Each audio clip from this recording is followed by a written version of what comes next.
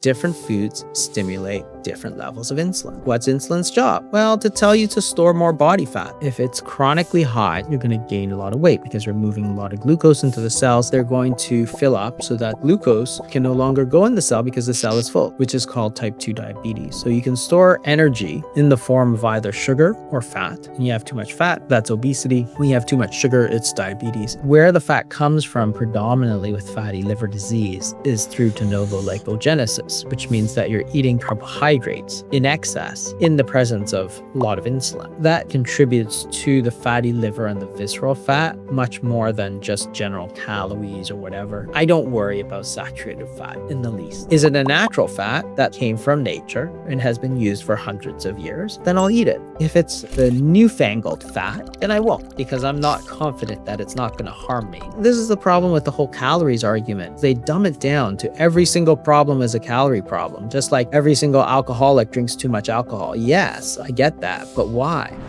Jason, how does somebody begin to differentiate between true hunger and a feeling they're getting that's coming on because, say, they're seeking pleasure or they're bored? Yeah, I think that's really important because it's really a question of mindfulness. So knowing the difference and knowing why you're eating is really important if you're trying to differentiate, because most people don't differentiate between the different types of hunger. Because the idea is that, we eat because we're hungry and we stop eating because we're full. And sometimes we say hunger is a liar. And what that means is that we think that hunger means that your body is crying out for nutrients and calories, but it's not. Why would it? Because if you have, say, 50 pounds of body fat, which isn't particularly a lot, you have like 175,000 calories stored away. So why would you need to eat more? You actually don't, right? And it's not like you're deficient of some crucial vitamin. It's not like you have vitamin C deficiency and are about to develop scurvy or something. The whole idea is that hunger comes for many, many different reasons. And if you know what reasons they are, then you can sort of recognize it and then decide what to do. So the three main types of hunger, and there's probably more, but the way the scientific literature breaks it down is into three sort of well-established pieces of hunger, right? So there's homeostatic hunger, which is the physical hunger that we sort of experience. Like, when your stomach is growling and you really want to eat something, that's the physical hunger. And that's called homeostatic hunger. And it's really controlled by hormones. People think that it's because you haven't eaten in a while, but that's not actually true. If you think about the morning, if you look at the circadian rhythm and you see when people are generally most hungry, it's at 8 p.m. And then they're most hungry generally at 8 a.m. Now, 8 a.m. is the time in the day where you've likely gone the longest without food, right? Because you slept all night, which is 8 hours, plus maybe you finished dinner at like 7 p.m. That's like 11 hours, 12 hours, 13 hours that you haven't eaten, yet that is the least hungry you will be all day, just sort of on an average basis, right? So it's really determined by hormones. That's called homeostatic hunger. But there's a completely different reason why we eat. And that's for pleasure, because eating is pleasurable. We enjoy it. We want to do it. It gives us comfort. It makes us feel better. And that's important because you're not eating for the physical hunger. You're eating for the emotional hunger. And that's called hedonic hunger. And hedonic means relating to pleasure. Eating for the sort of dopamine, serotonin, neurotransmitter release that makes us feel good. And food does this, of course. That's why we have so-called comfort foods, right? They're foods that you're eating not because you're physically hungry, but because you want to feel better. And food will release neurotransmitters that make you feel better. And so that's where a lot of these foods can tip into a problem if you're an emotional eater, if you're eating because of stress. Ultra-processed foods really sort of is one of the big culprits here in hedonic hunger, because the processing allows companies to maximize that hedonic pleasure and therefore really, create that hedonic hunger. And the other thing is it can tip into food addictions. Food addictions is actually a super interesting topic that really hasn't been talked about enough. The scientific literature behind that has really exploded in the last 5 years. And there was a development of this Yale food addiction score, which really has sort of made a lot of research easier because then you can have a standardized score by which you can determine if somebody has an addiction.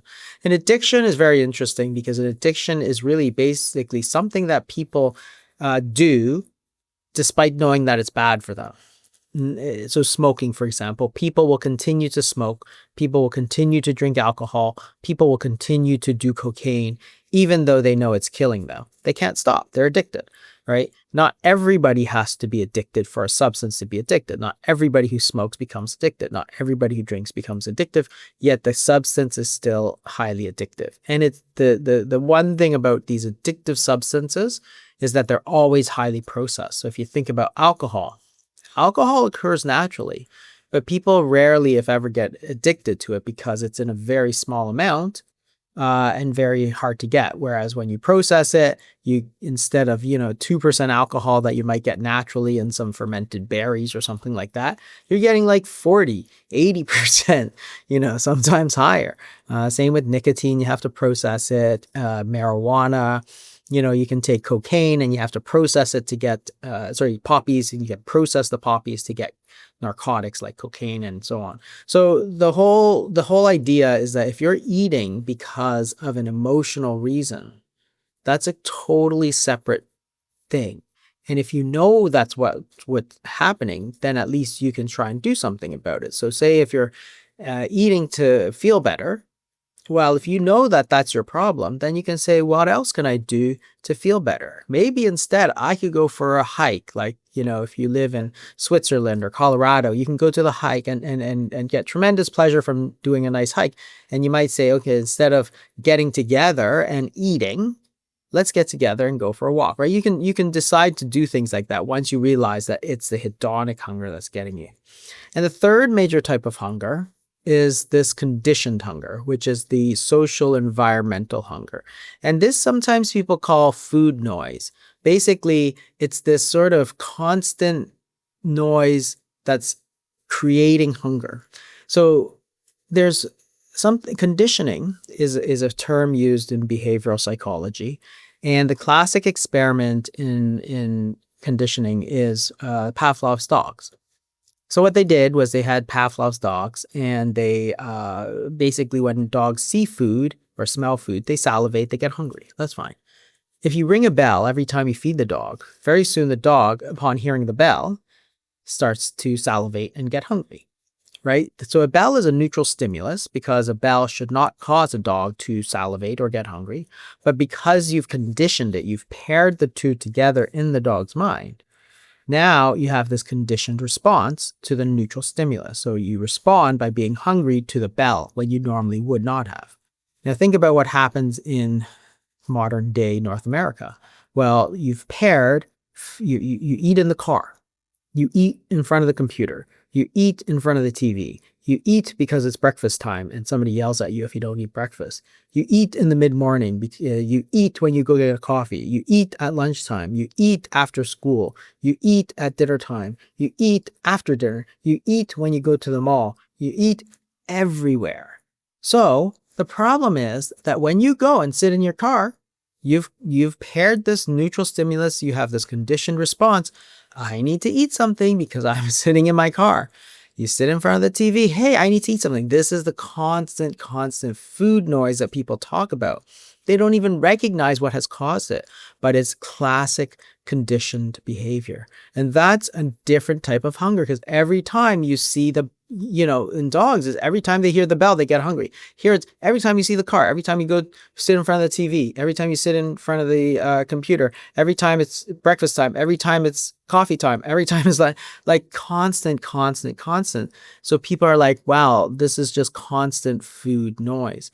And the thing is that, again, once you understand that this is the environmental conditioned hunger, the environment which is stimulating hunger, now you can decide to do something about it because you can do things like counter conditioning and extinction. So there's a whole field of behavioral psychology that deals with this. Counter conditioning simply means pairing that car ride with no food. So, you extinguish it basically, right? There's other ways to do it where you pair a noxious stimulus with that thing. So there's other ways to do it, but in fact, we have the tools, but the tools are not eat fewer calories, right? While not even understanding why it is that people are hungry. See, the whole thing about calories is that it's such a superficial, you know, superficial first order understanding of the world. Because it's like, if you say that people are eating too much, that's fine. Calories in is greater than calories out. That's fine. I'm not worried that it is greater than calories out. I know that it's I know calories in is greater than calories out. What I'm interested in is, why is calories in greater than calories out? And the answer is because you're hungry. So that's the real question, not, hey, just eat fewer calories. Think about this. Alcoholism is alcohol in minus alcohol out. That's true, right? I'm not interested that alcohol in is greater than alcohol out. I'm interested in why it is, right? Is it addiction? Is it depression? Is it PTSD? Then you have to treat it. You don't simply say, hey, just drink less alcohol. Hey, I just sort of solved worldwide alcoholism, everybody. It's like, no, you didn't. It's stupid. It's stupid advice just to tell somebody just drink less alcohol. Or, hey, just take less cocaine. That'll solve all your problems. Has that helped like anybody in the history of humanity? Like somebody coming in and saying, take less cocaine. That's your whole problem. It's all cocaine in, cocaine out, right? Obviously not. That's not understanding the problem at its deepest level. That's understanding the problem at the most shallow, superficial level and giving advice that is frankly insulting. It doesn't work. Everybody's done it.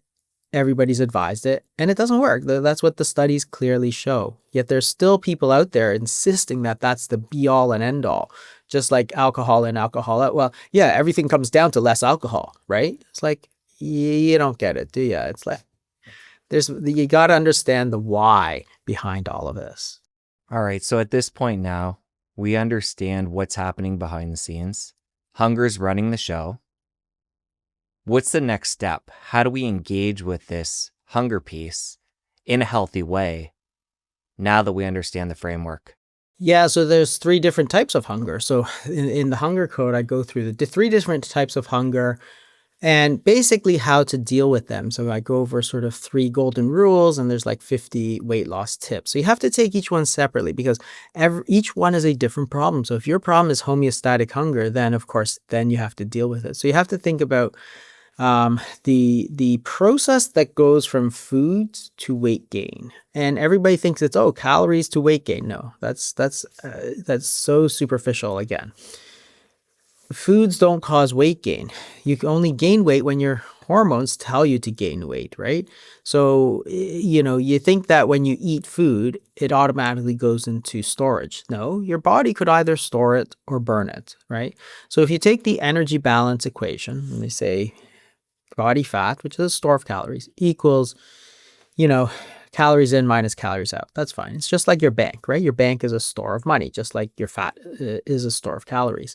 So your bank equals money in minus money out, right? But saving more money isn't the same as making more money, right? They're 2 separate things. Same as calories. If you eat more calories or less calories, it doesn't mean you'll save more or less. They're separate. They're controlled separately.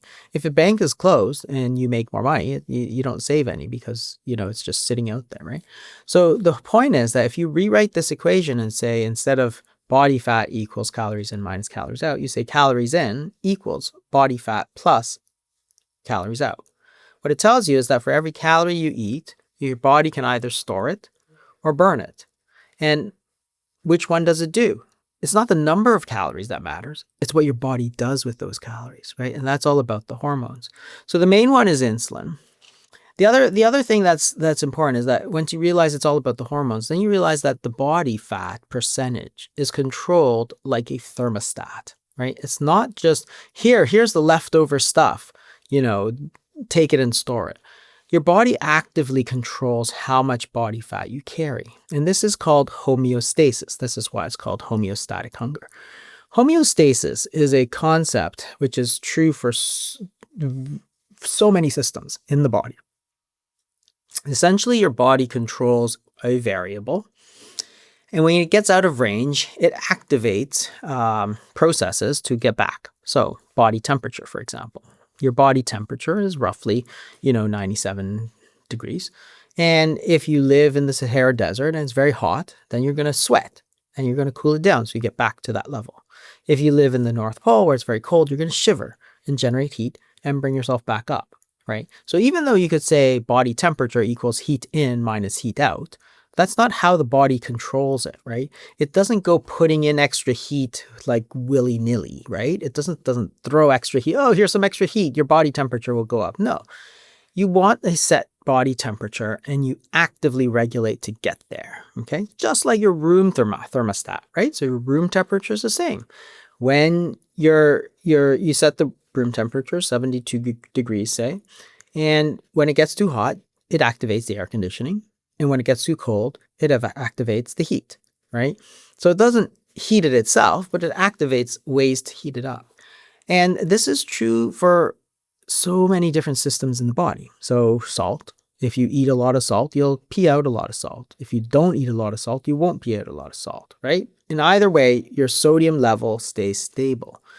You could look at, any of the electrolytes, potassium. You could look at, body temperature, light. When you go into a bright room, your pupils will narrow. When you go into a dark room, your pupils will dilate. Either way, you want to keep this steady light coming in so that you're able to see. So the homeostasis is true for all mission critical systems, and body fat is the same. So body fat, people say, and a lot of people say, oh, we're designed to store fat.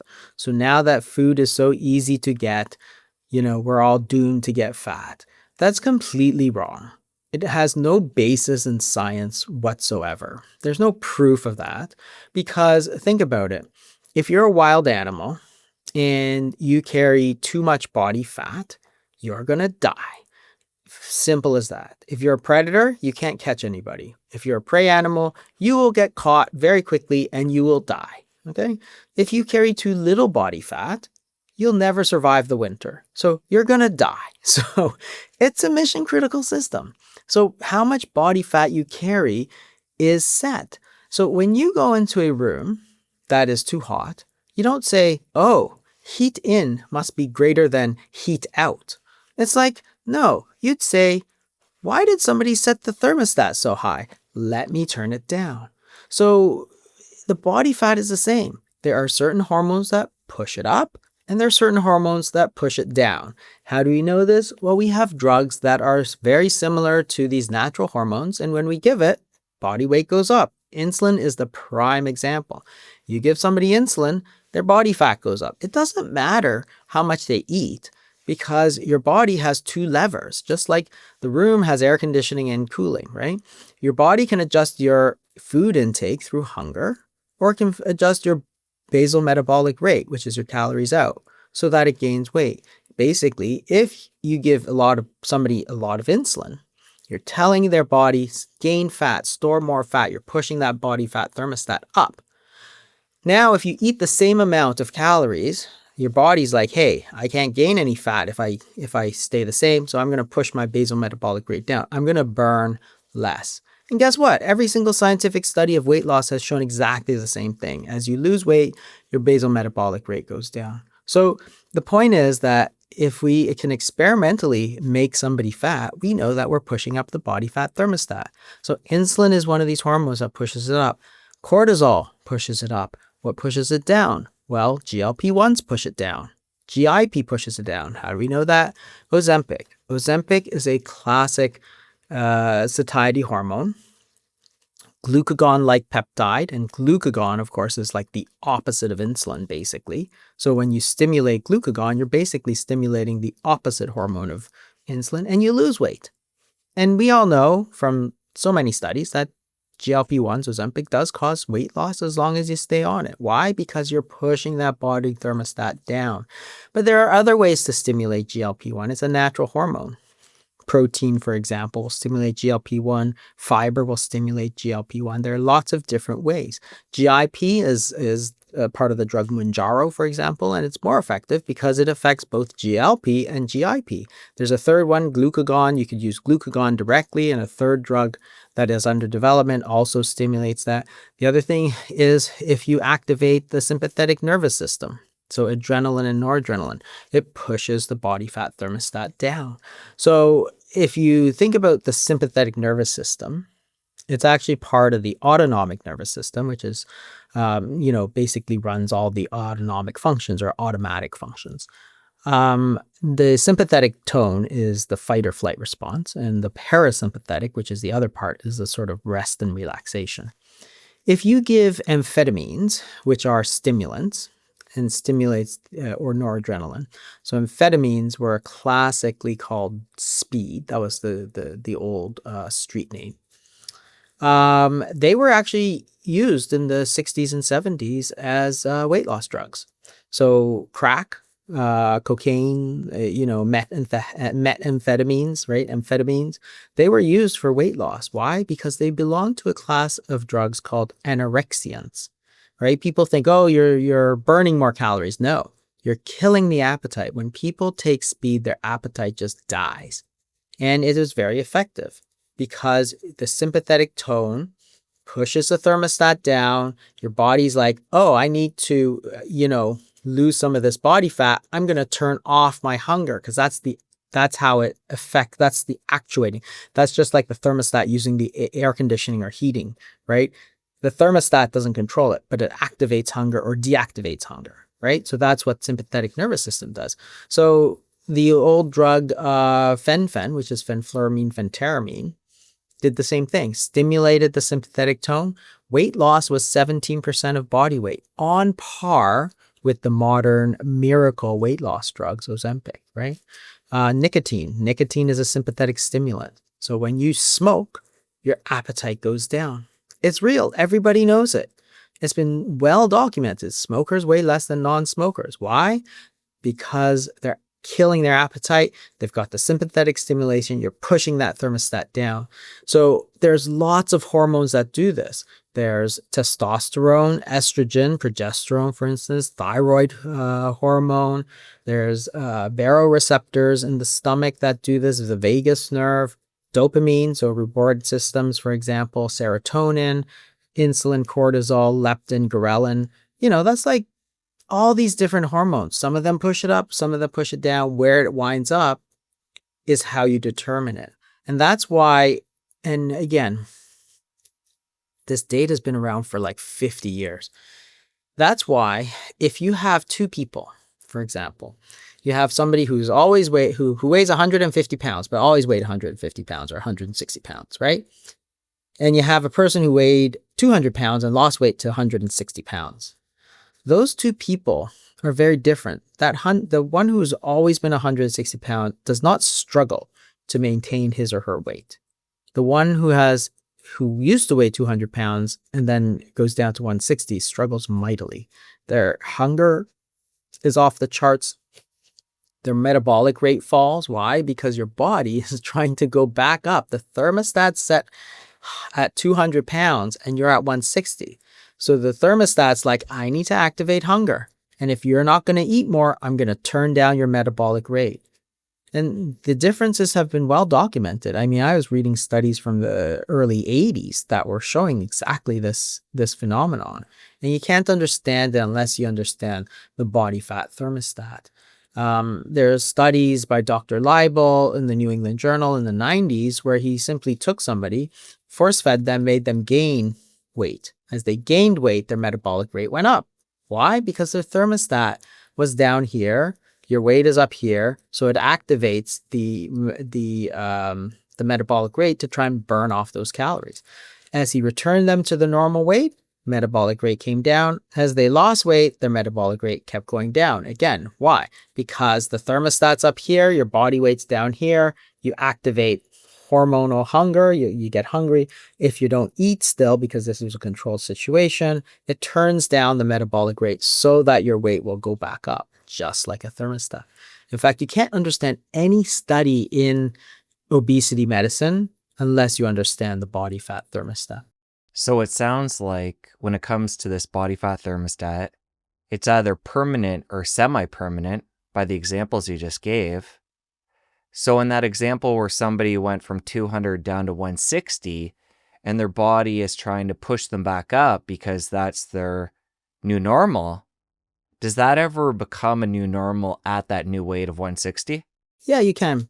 Yeah, because you just have to, it's all the balance of hormones, right? So if you're eating foods that are just stimulating insulin, you're pushing it way up. So even if you cut your calories, but you've kept that insulin levels way up here, you're going to want to keep it up there because that's what the thermostat showed. But if you activate GLP-1s, for example, with Ozempic, or if you activate it with, speed or fen or something like that, or nicotine, you're going to push it down and then you're going to defend that lower weight. But now you're working with your body, right? And that's the key. That's why you have to always focus on what's going on in the hormones. And the hormone that's most important is the insulin.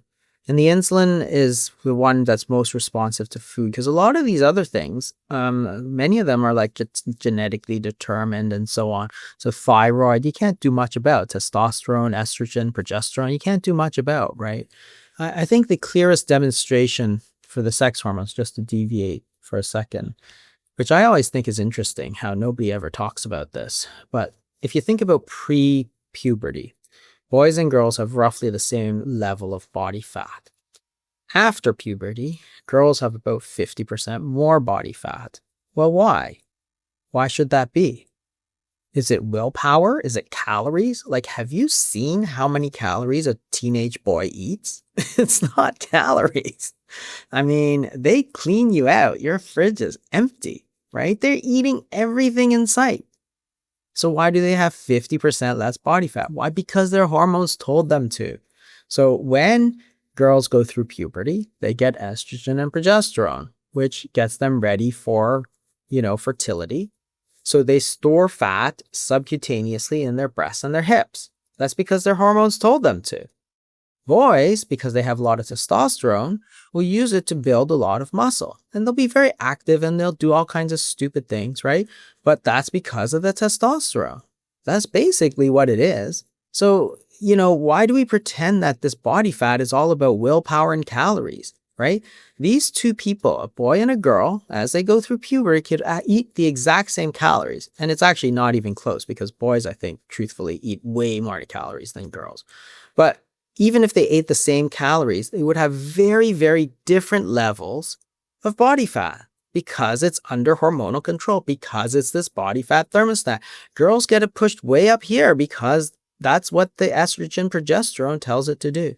So the point is that the insulin is the main factor under our control, because testosterone, estrogen, thyroid hormone, those sympathetic tone, those are not so easy to control.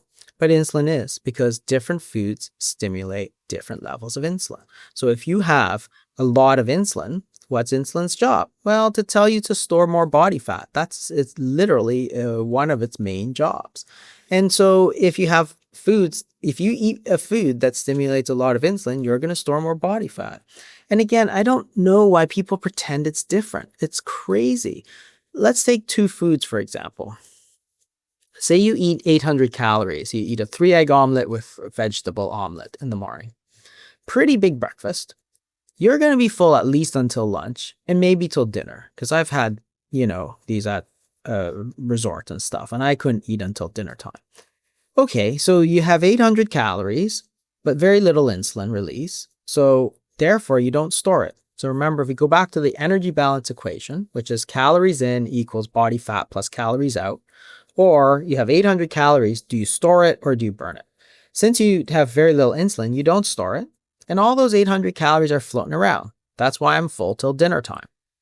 Now, on the other hand, if I were to drink 800 calories of a Frappuccino, I'd be hungry 5 minutes later. Why? Well, it's all refined carbohydrates and sugar. My insulin spiked way up. All of it went into storage, and none of it was sitting out for my body to use. So 5 minutes later, my muscles, my liver, my kidney are like, hey, go eat something, man. I got nothing because all the calories went into storage. Okay, so we all know this is true, right? So why pretend that a calorie is a calorie? Those 2 calories were dramatically different because of the hormones, and that's the homeostatic hunger. And so there's lots of ways that you can affect the insulin response, even to the same foods, actually. So this is what's quite interesting, because everybody says, oh, then you just eat less carbohydrates. Yes, you could do that. But it's not just that, because there's a whole process. And in the hunger code, in the section on homeostatic hunger, I go through the whole process. It goes from the foods, and then digestion. So remember, you have to digest the food to prepare it for the next step. So it goes into the stomach churns it about and then releases it slowly into the intestines. In the intestines, you absorb it into the bloodstream. And once it gets into the bloodstream, that stimulates or suppresses various hormones, which then affect how much weight you gain. So it goes from the food to the digestion, to the absorption, to the hormones, to the weight loss, weight gain. And I list like 10 things that affect digestion and like 10 things that affect absorption, and there's like 12 or 13 different hormones. So if you think about the different permutations of that, there's a tremendous amount of variability on where you can do. You could eat the same food, for example, and they've done these very interesting studies where they look at, say, an apple. You take apple slices, and then you can turn it into applesauce. So you could take apples, bake it, blend it, and then that's applesauce. But remember, you started with the apple and didn't add or subtract anything. So the nutrients in the whole apple and the applesauce are identical, right? So the difference is that when you eat the apple, it's harder to digest, so it stays in the stomach longer. And by staying in there longer, it keeps you full longer because it's sitting in the stomach, right? It gets released into the intestines, but the particles are big. So therefore, it gets absorbed slower. So the glucose spike you see with applesauce is much higher than you see with whole apples, in which case you get this blunted glucose effect, which lowers your insulin effect. Same food, same calories, same everything, but the way you process them changes the hormonal response because of the difference in digestion and absorption. Another interesting one, for example, would be food order. You can take the same food, and this experiment was fascinating. They took somebody and they basically gave them orange juice and bread, or chicken and vegetables, and they switched the order. So one group would eat, say, bread and orange juice, and then 10 minutes later, chicken and vegetables. Then they'd, have the same person and they'd flip them, and they'd measure their insulin and so on. Then they'd flip them and have somebody eat chicken and vegetables, and then flip it over and have them take the bread and orange juice last. So either carbs first or carbs last. And the difference was huge. The difference in the insulin response, the glucose response, which are similar, was like 50% lower. It was like crazy. And it's like, think about it. When you eat the bread and orange juice first, what goes down, it gets churned in the stomach starts pumping out this bread and orange juice into the intestines. That's 100% refined carbohydrates, right? So it goes through quickly. It doesn't stay in the stomach very long. And then it gets to the blood for absorption, and the absorption spike just shoots right up. So you have a huge insulin response. When you eat chicken and vegetable first, what happens is that in the stomach, you got the chicken and vegetables, and they're mixing, and they're big, and they're clunky, and they're hard to sort of digest. So the stomach's holding it, it's churning it. Now you put the bread and the orange juice in. What goes into the intestines is a bit of chicken, a bit of vegetables, a bit of bread, and a bit of orange juice, right? You're not getting 100% glucose, which is carbohydrates. So absorption is slower, insulin peak is lower. So same food, exactly the same foods, but the way you eat them, the food order, makes a difference because it's the hormonal response that dictates what it is. So it's not necessarily the calories or the carbs. It's so much more complicated than that. And we've done all this physiologic research over the last 100 years. And yet when it comes down to weight, everybody insists on throwing all that knowledge out and saying, it's all calories. It's like, no, there's all this interesting physiology. And of course, if you're trying to lose weight, then you can use that. Instead of eating bread at the beginning of the meal, you say, can you please bring that in the middle of my meal so that you can eat it after? So even if you want to eat that bread because it's sort of delicious in those restaurants, have them bring it after, eat it after. It's no big deal because you're still going to eat it, you're still going to enjoy it, but you're not going to get the same effect, right? Same thing if you compare like bread, plain bread versus bread with vinegar.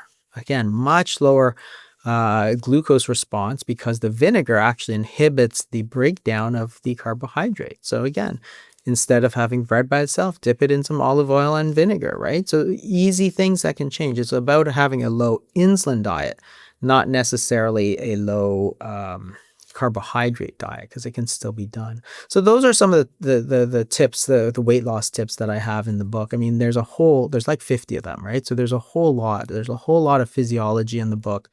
There's a whole lot of discussion of what affects the insulin levels, digestion, absorption. And truthfully, I've never seen this discussed in any other book. Honestly, it's like I read a lot of dietary books and like 90% of them are about calories. Like, what about these processes? What about hunger? What about digestion? What about, hedonic hunger? What about ultra processed foods? What about food addictions, right? There's so many more things that we need to talk about because it's about the totality of the eating behavior, not just the foods. All right, I'm going to break this down how I'm understanding it very high level right now. And to me, it starts with the body fat thermostat, and there's all these different inputs we can control. You mentioned insulin being the number one, so we focused on that and how to eat in a way that keeps the insulin low. Since that is the major player here, let's stick on that insulin train for a while longer and talk about other strategies people can use to keep that at bay. Yeah, so there's lots of different ways. So not like particle size makes a difference. So if you have stone ground bread versus machine ground bread, for example, the particle size is much bigger and therefore it has harder to digest and absorption is slower. If you have steel cut oats versus instant oats, again, the particle size is much bigger and therefore you will see that there's a huge difference in the glycemic index, which is a well accepted, well standardized sort of thing that we measure how much the glucose spikes up. So same food, exact same nutrients between instant oats and steel cut oats. The steel cut oats are the ones that take 45 minutes to cook. And it's because there's so much more there. So that's going to help it. Fiber is going to help it, right? So fiber slows down how quickly you process these foods. So eating more fiber. Fiber also impacts, it actually impacts on several good ways, but it also impacts GLP-1, which I actually thought was really, really interesting because fiber, by the time fiber is not digested. So it passes through the small intestines. When it gets to the large intestine, it gets fermented into short-chain fatty acids, which stimulate GLP-1. So it actually creates more satiety. So, these processes in digestion, which predominantly influence that, the insulin levels would be sort of like, the amount of food obviously is going to make a difference. Because if you eat one slice of bread versus two, you get double the effect, right? The macronutrient content, like how many carbs versus proteins versus fat, that's going to make a difference. The particle size, the glycemic index. So if you look at the glycemic index, so this is for carbohydrate containing foods. There's a lot of foods that have very high glycemic index, but there's a lot of foods that are very low as well. So natural carbohydrates, a lot of the vegetables and stuff, they have very low glycemic index, which means that the insulin for that set amount of 50 grams carbohydrate, you're getting a much less of an insulin spike. So squash and, sweet potato, for example, are relatively low. Pasta is better than bread, for example. And when you study it, you see that pasta, because the carbohydrate is mixed in with the protein matrix, which is the gluten and the gliadin, it actually gets absorbed much slower than white bread, which is absorbed very, very quickly. So the glycemic index is actually much lower. So the pastas may be a better choice. You can talk about the types of carbohydrates. So amylose versus amylopectin. So amylose so remember that carbohydrates are chains of glucose. Okay, that's their chemical structure. You can't do anything about it. It's basically sugar. However, the glucose molecules are arranged differently. There's two main structures. One is called amylopectin, which is highly branched, and there's amylose, which is mostly linear. Amylopectin, because it's highly branched, is more water soluble and more easy to absorb, making it easier for the amylases in your body to break it down. So if you have something, and so most carbohydrates, they're sort of 70% amylopectin, but you can choose varieties that are higher in amylose because amylose is slower to break down. So even though it's also 100% glucose, all chain of glucose, it gets absorbed slower because it's harder to break down. So this is most important in rice. So there are certain varieties that are very, very high in amylopectin, basically 100%. So the short grain rices, so sticky rice is a classic sort of 100% amylopectin, whereas basmati and jasmine, which are medium, sort of fall in the middle there. So they have sort of more amylose. And then the best rice is actually converted rice because it actually contains the hull and everything. So Ben's Original, for example, is the sort of classic brand of converted rice. It's actually parboiled, so they actually cook it with the husk on it. So again, you're getting all the fiber and stuff, and it's actually slower to break down, so it actually has the best glycemic index. So that's another thing that will impact it, which is the amylose versus amylopectin, the fiber, and then resistant starch. Resistant starch is another fascinating topic, truthfully. So again, resistant starch is a starch that your body can't break down. So fiber is a type of resistant starch. So remember, if your body can't break it down, then you can't absorb it, right? So you don't get any glucose into the bloodstream. So the question is, how do you increase resistant starch? So for rice, what you do is you cook it, you cool it, and then you reheat it. So what happens during cooking is that you have all this rice, you cool it down, it partially crystallizes. The way it crystallizes, some of it forms this resistant starch, which can no longer be broken down. So when you reheat it, some of the resistant starch remains. So you're actually absorbing less of this glucose, because rice is almost 100% glucose, but you're absorbing less of it because of this resistant starch. And therefore, you can reduce the glycemic effect significantly, like 20, 30%.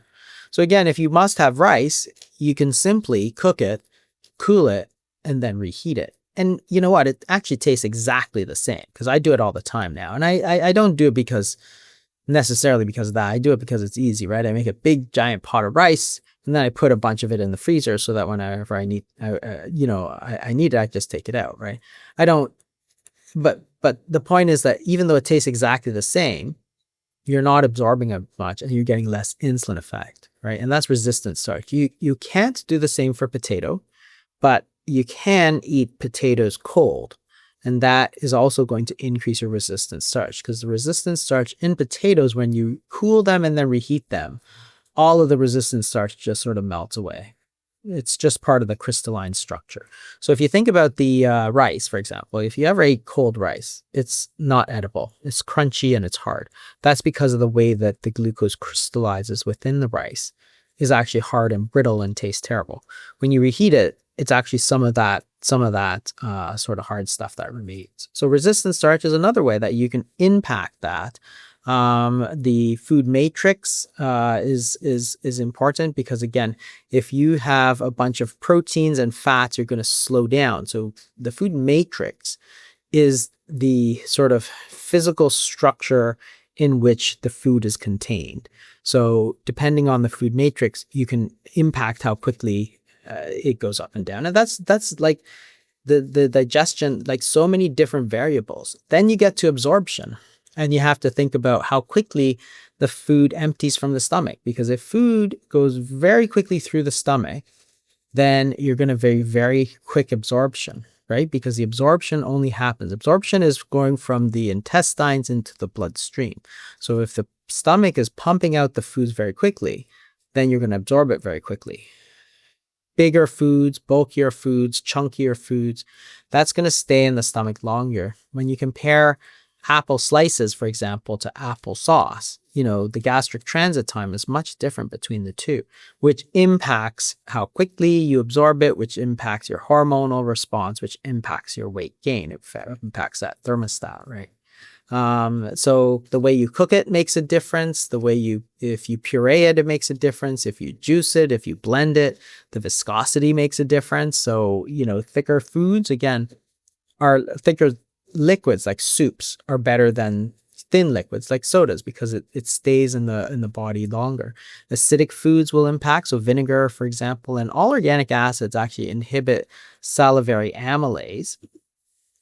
Again, so salivary amylase is what breaks down the sugars, the starches are chains of sugars. The amylases break down and chops those glucose into single molecules so you can absorb them. If you inhibit those amylases, you're going to leave those chains of glucose longer, and therefore you don't get the quick spike. In vinegar, which is acetic acid, inhibits. So does lactic acid, which is fermented foods, and also what are I just thinking? Oh, citric acid. Citric acid is like lemon juice. So all of those are going to inhibit salivary amylases, which reduces your absorption, which reduces your hormones, and you get less insulin.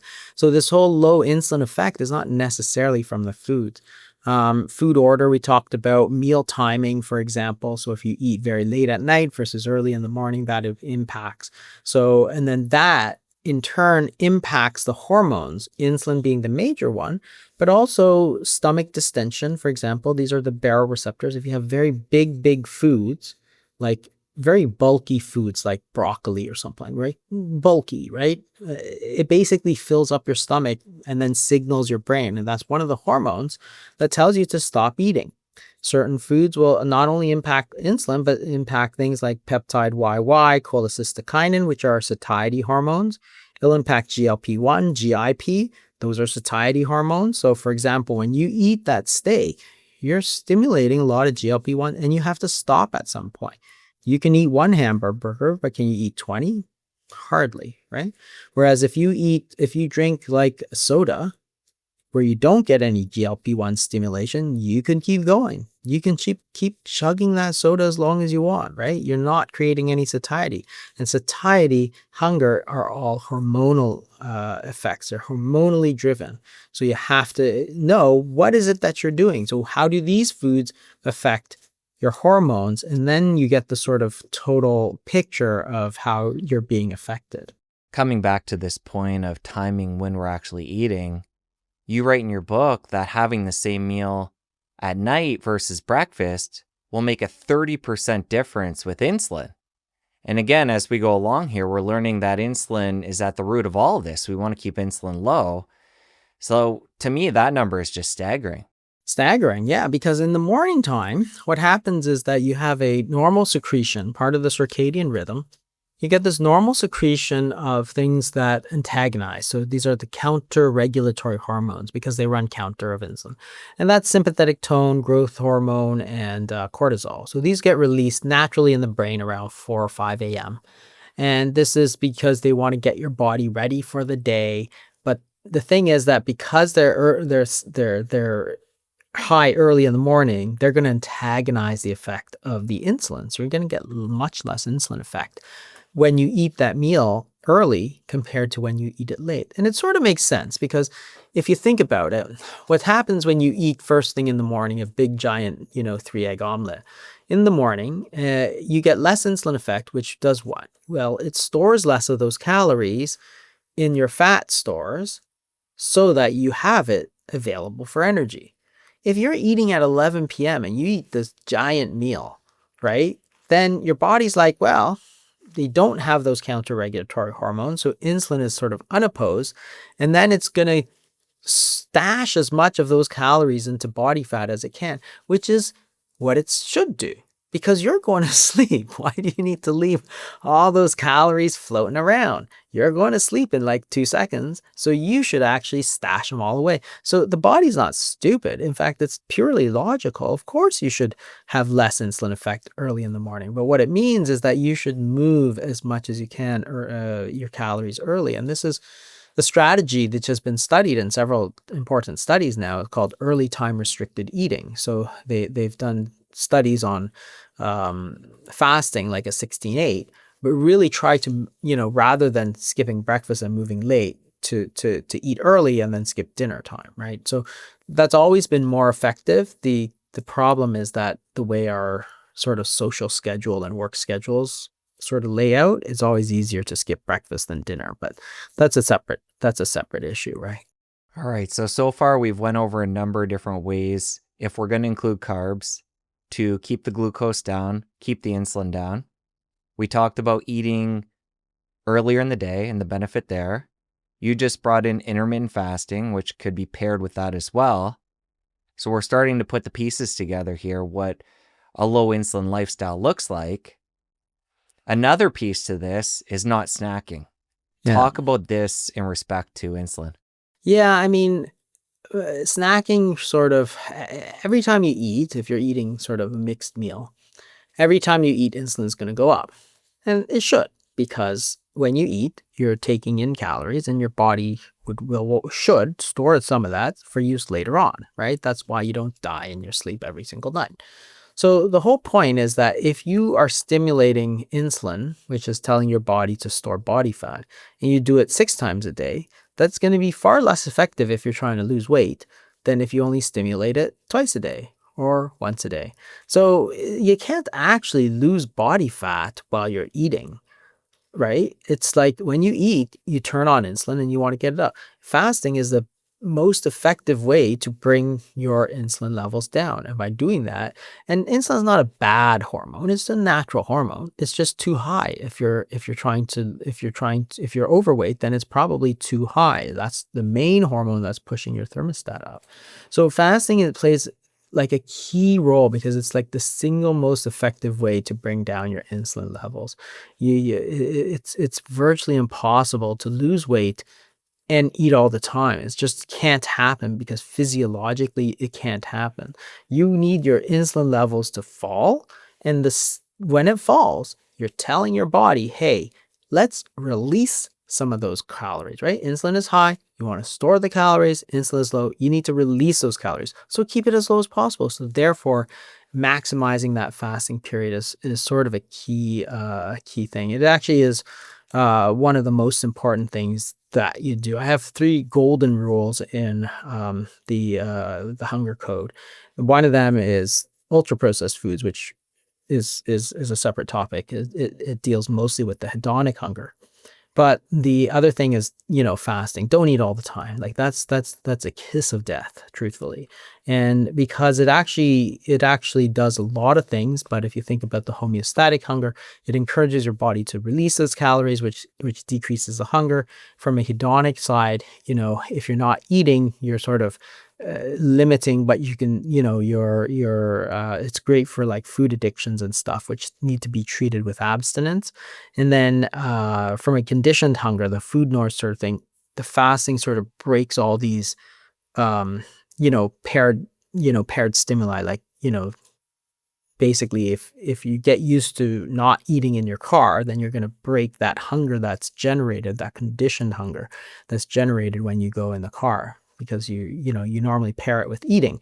So fasting actually cuts across all 3 types of hunger, and therefore is probably one of the most important things. Let's take this story even further. Again, coming back to insulin, somebody not obeying the strategies we've been talking about, and say they have a big bolus of glucose or carbohydrates. Let's take that story even further and what happens with insulin in the body and how we put on weight and the other problems when we spike glucose and insulin. Yeah, it actually goes much further than weight gain. Unfortunately, insulin, when it gets too high, affects every single organ system. So I wrote about this in the diabetes code.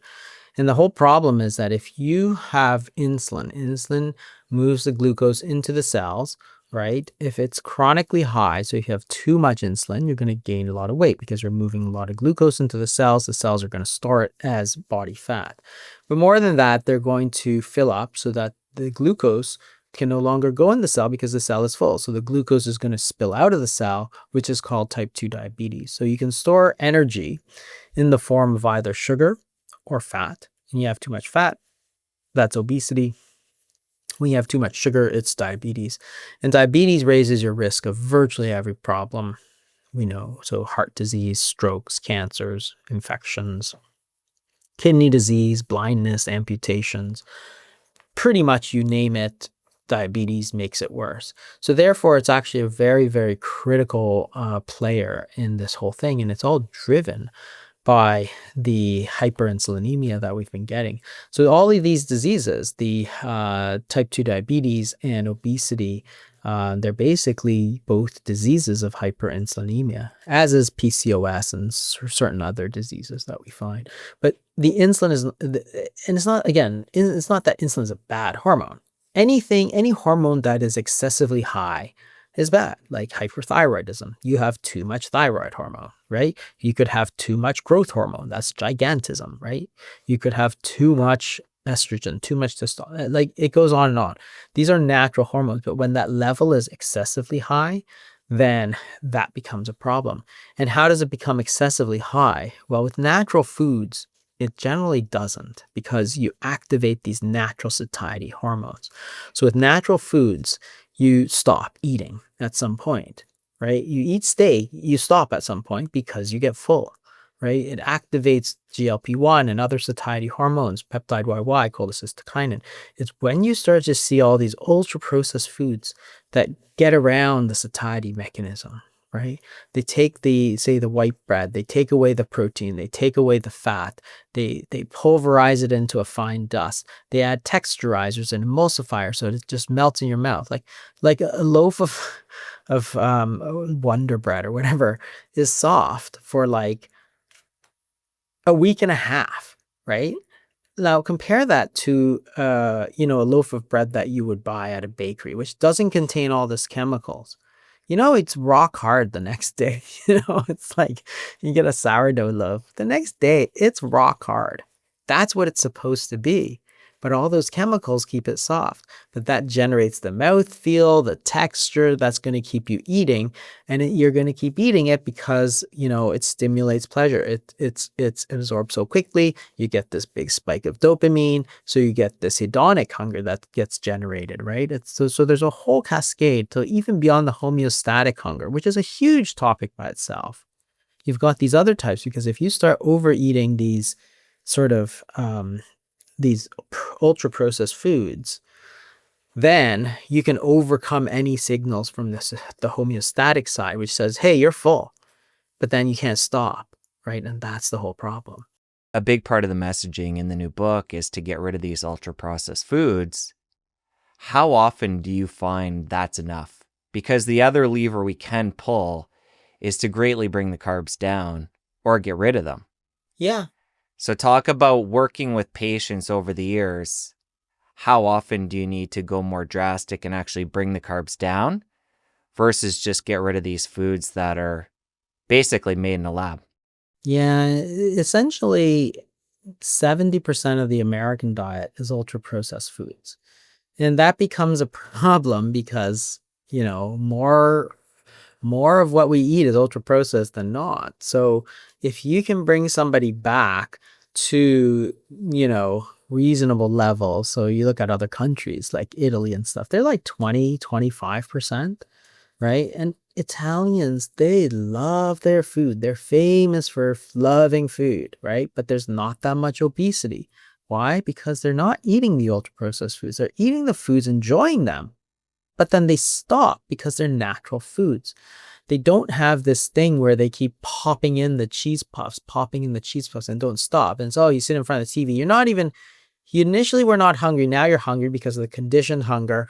But then you've got the hedonic hunger because this is a very processed, highly ultra processed food with lots of, chemicals and artificial flavors and artificial colors, right? And then you're just popping it, right? So most of the time, if you can get down to a pretty low level of ultra processed foods, you're going to do most of the work.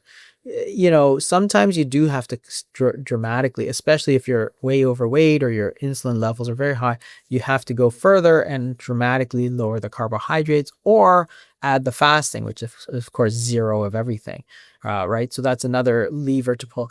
The point is that how people gain weight is very individual. Like I list in the book like 10 different ways you can affect digestion, 10 different ways you can affect absorption, and like 12 different hormones. That's like 1,000 different causes of weight gain, right? And if somebody has a food addiction to ultra processed foods, for example, then you have to say, yes, the ultra processed foods has to go.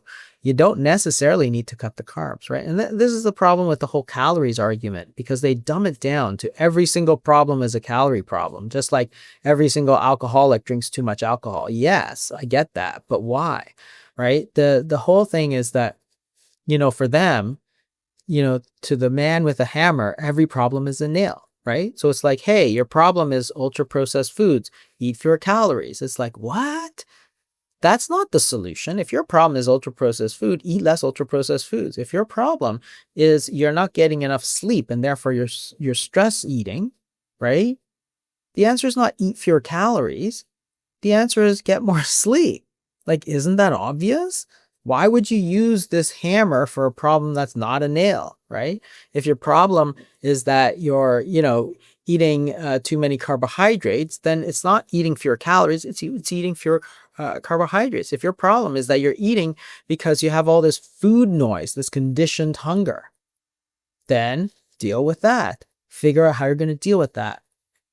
And in the book, I talk about different strategies for conditioned hunger, for hedonic hunger, including things like mindfulness and, gratitude. And, there's a whole different mindsets. There's a whole different toolkit that you have to use when you have these other problems, not just eat fewer calories. That makes no sense at all.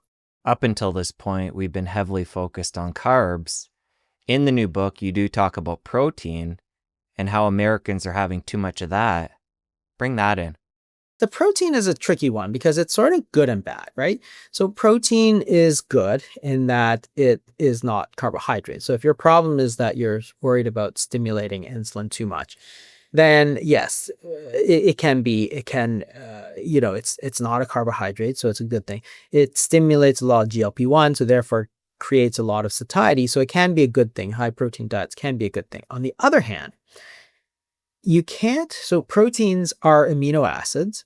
So amino acids, are used to build muscle, but you can't store them. There's a limited storage facility. So, if you eat carbs, which is glucose, you can store glucose. If you eat fat, you can store fat, which is triglycerides.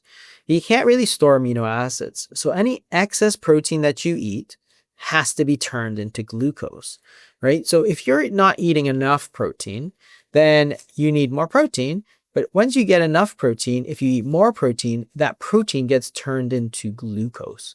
So the question is, how much in an average person, how much is going to get turned into glucose? And the answer is somewhere around 70% of the protein that is eaten currently is getting turned into glucose. So therefore, it'd be hard to say, well, eat a lot more protein because, a lot of that is just going to be turned into glucose. So you're not actually getting more protein, you're actually getting more glucose because the body has to turn it into glucose. The tricky part is how much is enough, right? And this is where there's a huge debate. And recently with the dietary guidelines, it actually went up. So the old recommended daily allowance was 0.8 grams per kilogram per day. And that's gone up now to 1.2 to 1.6. If you look at how much Americans eat, it's roughly around 1.2. So it's fine. On the other hand, if you're eating more glucose, then sure, it can certainly control your appetite, right? Controlling the hunger is more important than controlling the calories, and therefore can be a very useful adjunct. So, I think that the level of protein that people are eating now is probably fine. I don't think you need to go high protein. And that's where the dietary guidelines are. So they've set it at a range now where it's pretty close to what average Americans are doing, except for probably like vegans or something like that. Vegans have a tougher time because proteins are, in a lot of animal foods, and therefore that's the problem. Just a quick thing about vegans and vegetarians. People always ask me about, how about being vegan? It's like, there's nothing intrinsically good about being a vegetable food. We're omnivores, so we can eat animal foods, we can eat vegetable foods. If you want to eat vegetable foods because of environmental or ethical reasons, that's one thing. From a purely nutritional standpoint, there's nothing intrinsically good about being from a plant, because you could eat chocolate donuts and pizza all day long, and that's not good for you. You can get vegetarian cheese, you can get, it's highly processed. You can eat French fries, like stuff that's potato chips, just not good for you in any way. Everybody knows it, but yet it's fully vegan. If you just ate French fries and chocolate donuts all day, you'd be vegan and you'd be so unhealthy, right? I don't think there's any debate about that. So the point is that you can eat, good natural food, and you can eat, bad foods, which are ultra processed. But being a vegetable or being not a vegetable it's a totally independent. It plays no role in determining whether this is a good food or a bad food, right? Generally, ultra processed is bad and natural is good. So if you're eating beans and salad all day long and vegetables, yeah, great.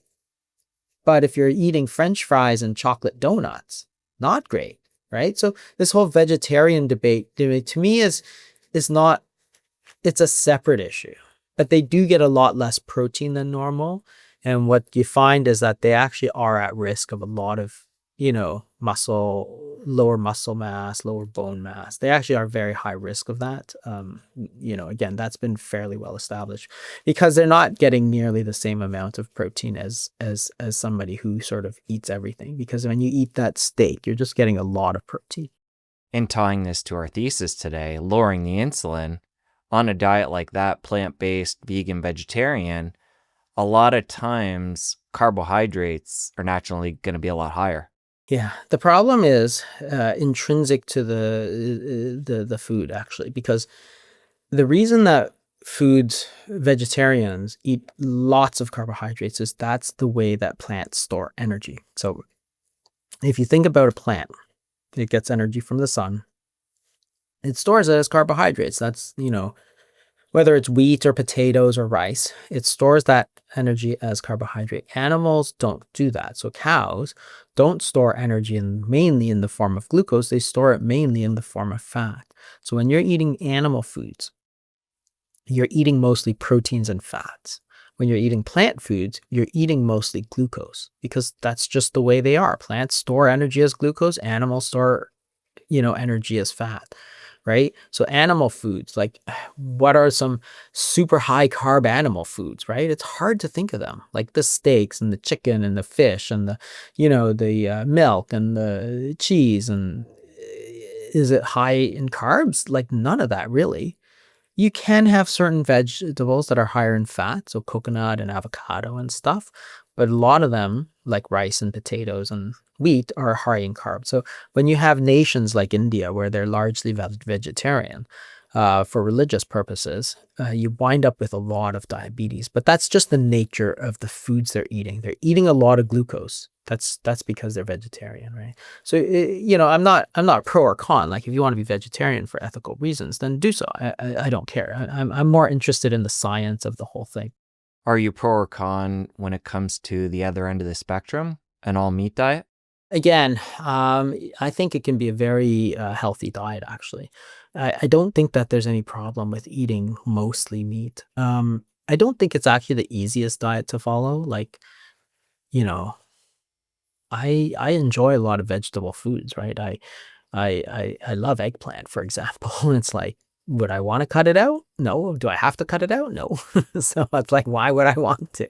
Right. So I think if you want to eat a carnivore diet, I have no problem with that because again, we're omnivores and you can be very healthy. Like people used to think, no, you can't because of this or that reason. Turns out that, hey, a lot of people do it and actually do very well with it. In fact, some people claim it's a lot healthier for you. And again, it could be. Like, I think we're all individuals, so not one specific diet is the right for all of us. Just like some of us are allergic to this or that, right? And they can't tolerate it, but doesn't mean I can't tolerate it, right? It's just a different problem entirely. Again, coming back to our insulin, if somebody wanted to bring that down in the greatest way, an all meat diet would get us there quickest. It would probably be one of the quicker ways to do it. It tends to have a few disadvantages, mostly long term, because you're drastically restricting the number of the variety of foods that you eat. So compliance, I think, is a bit of an issue. So if you want to do it for a short period of time, it's probably fine, right? Same with a lot of vegetables. Like I really like cauliflower. I really like tomatoes, for example. So it's like to have to cut them out. It's difficult, right? And it makes it the variety of what you can do, because you could, use beef with broccoli or something like that, right? And it's a whole new dish compared to just beef by itself, right? So it does tend to be a bit monotonous, which is actually pretty good for weight loss because in a monotonous diet, you take away a lot of the hedonic hunger, right? If you're eating the same thing over and over and over again, at some point you're just going to not eat very much because it gives you no pleasure. So even if you're to eat, you can take any food, and this is the lesson from the Kempner rice diet. So this was in the 20s. People said you could eat white rice and white sugar as much as you wanted, and people did pretty well. But if you think about it, how many days would you eat white rice and white sugar? That's all you ate, by the way, before you start to say, no, thank you. Until you're like, you would get so sick of white rice and sugar that the minute you are not hungry, like the very sort of millisecond that you've had enough, you'd be like, no, because your hedonic hunger is like zero. It's just not appealing to you, right? And it happens with every single diet, right? If you bring down the choices to like 0 or 1, then you really can lose weight on anything. It's just because we are naturally inclined to have a variety of foods and a variety of flavors. We all like it. It gives us pleasure to eat different foods, right? That's why eating is one of life's greatest pleasures, and that's why you have to acknowledge that there's this whole other side to eating. And if you mix them up, you say, hey, it's the carbs. It's like, no, no, no, it's not the carbs. You're not even talking about the right thing anymore.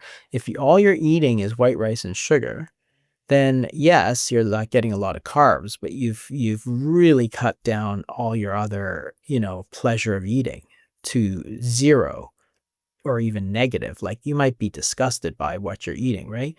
So you're not going to eat because the pleasure side of the equation is so low. How long were they on that Kempner diet? Because I'd Um, have to imagine pretty quickly they would have nutrient deficiencies versus an all yeah. meat diet, even sticking with just beef.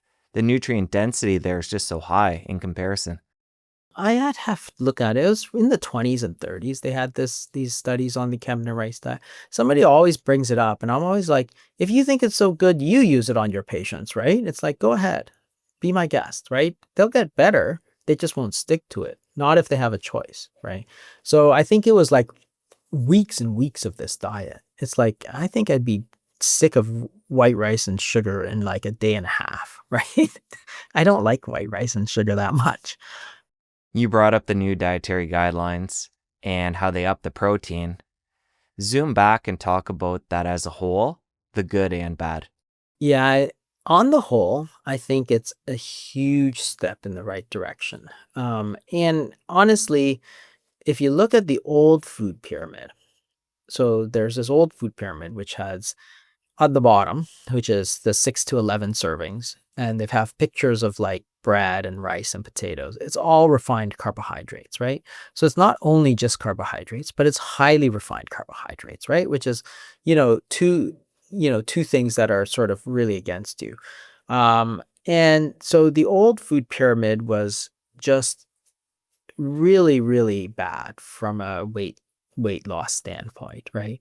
And it was because they focused exclusively on things like macronutrients, which is calories, carbs, fats, proteins, and ignored other things such as how processed the foods is. So one of the really important aspects of the new food guidelines, the very first thing in the if you read the dietary guidelines, is eat real food. That is more important than anything else in there. And that was their number one message. And I think that's absolutely true because it gets down to the natural foods. Our bodies know how to handle natural foods and will turn on different hormones like satiety hormones so that you eat the proper amount of food, right? Because what you eat determines how much you eat, right? You eat 3 egg omelet, you know how much to eat. You eat, frappuccinos, you don't know how much to eat, right? So what you eat determines how much you eat because it's satiety hormones and so on. So the new dietary guidelines did several very good things. One is emphasize the real food. Second, really important thing is that they flipped the pyramid upside down. And the reason I think that's important is that it's an acknowledgement that the old food pyramid was sort of like drastically and crazy wrong for human health. So most dietary guidelines try to sort of maintain this fiction that, hey, it's mostly right. The old ones were mostly right. We're just tinkering around the edges to make it even better. Whereas this food guideline actually says, yeah, you know what? That old food pyramid, it really sucked. It is almost completely 180-degree wrong, which I think is good because it's like really taking responsibility and saying that, hey, we're going to take responsibility. That old one was really bad. Let's throw it out and start anew. And we'll emphasize it by having this sort of upside down pyramid, which is, as far away from the right side of pyramid as you can almost go, right? So I think that was very, very good. So those things, and it's funny because if you look at what they're emphasize real foods, less refined carbohydrates, lots of vegetables, fruits, natural proteins and fats, right? So that's great. Like lots of, natural foods. And so as I was seeing some friends about it, and they're all like, well, this is great, but it's actually not that different from how we normally eat anyway. Right? Because I think it's been out there for a long time that eating tons of refined carbohydrates and fake foods, ultra processed foods, is not that good for you.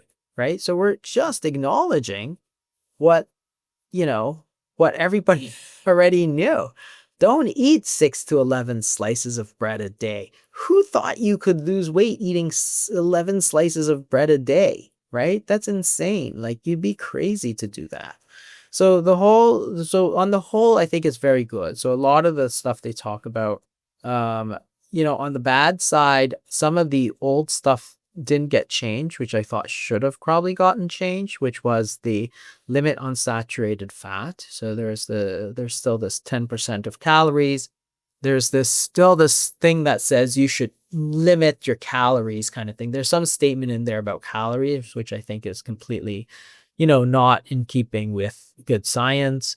And there's also a limit on sodium. And again, I don't think that limiting sodium is the right thing for most people. For certain people, it can be effective, but for most people, they don't need to limit their sodium. It actually is not, it just isn't a bad thing for you. Um, and I'm a kidney specialist, so I deal with sodium problems all the time. If you have advanced kidney disease or if you have advanced heart disease, yes, there are certain instances where you must limit your sodium. Most people, no. Most people, you don't have to. If you eat a lot of salt, you'll pee out a lot of salt. People always worry that you're going to get high blood pressure. And it's like, well, I think there's a lot more to it than just the salt. If you look at, the salt is to me interesting.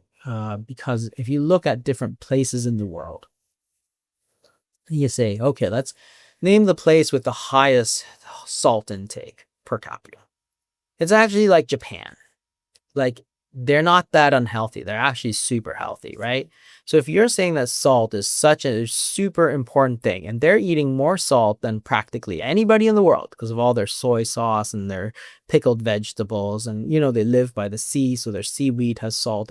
So it's like they eat more salt than practically anybody in the world, and yet they have one of the longest lifespans. So tell me how important salt actually is.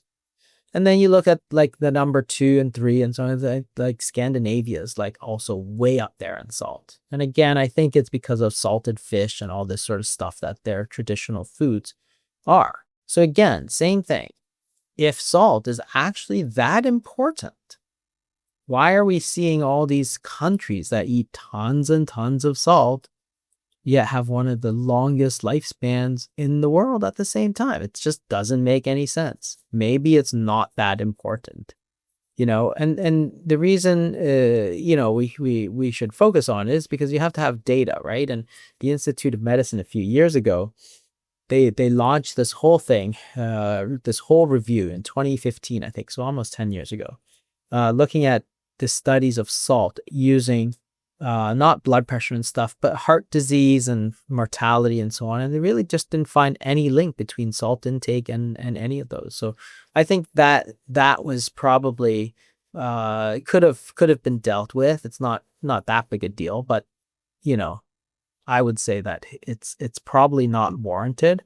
So there's some good, some bad, but mostly I think it's like mostly good. I think the emphasis is different. Like I think we're starting to go really beyond that whole calories macronutrient model, whether it's carbs or fat or whatever.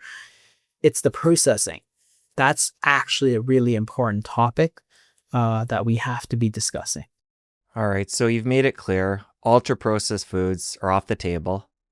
One of the ingredients commonly in there is seed oils.